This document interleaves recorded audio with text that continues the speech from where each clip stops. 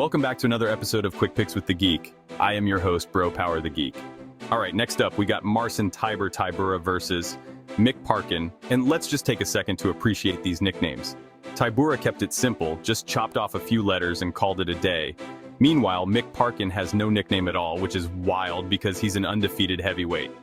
How do you go 10-0 and no one slaps a nickname on you? Mick the Brick? Mick the Tank? Mick and Mortar?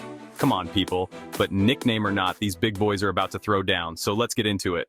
Marcin Tybura comes in as a minus 130 favorite with a record of 26-9. And if you've been watching the UFC for a while, you know exactly what he brings to the table. The man is like a grinding machine, not the fun kind you see at clubs, but the kind that wears on you for 15 minutes until you regret all your life choices. Tybura's biggest strength? His experience and well-roundedness. He's got solid striking, but he really shines when he clinches up, drags you to the mat, and makes you wish you picked a different career. His ground and pound is heavy, his control is frustrating, and he's one of those guys that just doesn't go away easily. The downside?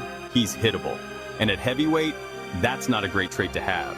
He's been knocked out a few times, and if you're a power puncher, you've got a real shot at putting him down. But if you let him dictate the fight, you're gonna end up stuck underneath 250 pounds of Polish pressure, and that's not a good time for anyone. Mick Parkin. Mick Parkin comes in as a plus 130 underdog with a record of 10-0. And let's be honest, that 0 in his record is what makes this fight interesting. He's undefeated, young for a heavyweight, and has that typical British big man style. Good boxing, solid fundamentals, and enough durability to walk through fire if needed. The thing about Parkin is that he's not super fast, not super flashy, but very effective. He's got good hands, solid cardio for a big guy, and he's just really well-rounded. He'll pressure forward, throw clean combos, and if he gets on top, he's got some solid control. But here's the issue. He hasn't fought anyone like Tybura yet. His level of competition has been, let's say, questionable.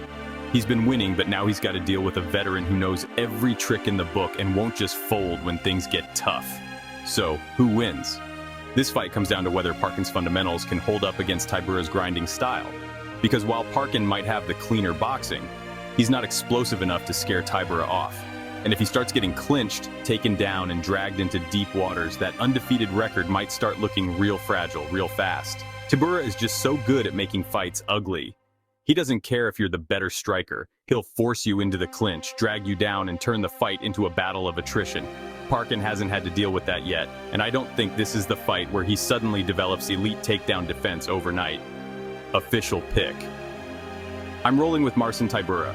His experience, grappling, and ability to drag guys into the mud make him the safer pick.